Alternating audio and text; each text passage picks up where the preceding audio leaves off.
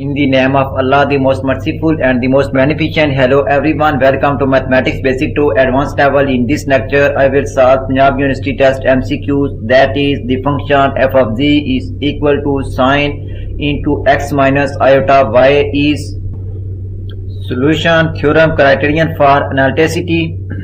Suppose the real function u into xy and v into xy are continuous and have continuous first order partial derivatives in a domain D.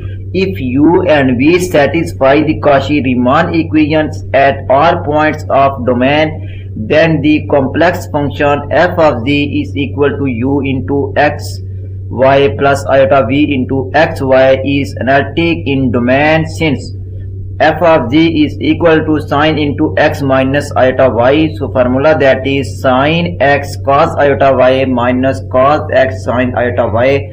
Therefore sine iota y is equal to sine hyperbolic y and cos iota y is equal to cos hyperbolic y. We have f of z is equal to sine x cos hyperbolic y minus cos x sine hyperbolic y.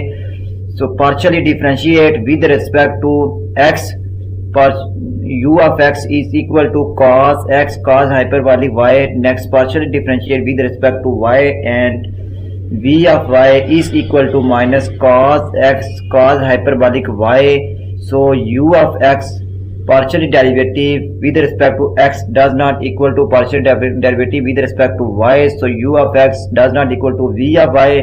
So the Cauchy-Riemann equations are not satisfied. So option B is correct, that is not analytic. If you like my lecture, then please subscribe, share, like and press bell icon for latest update on my YouTube channel.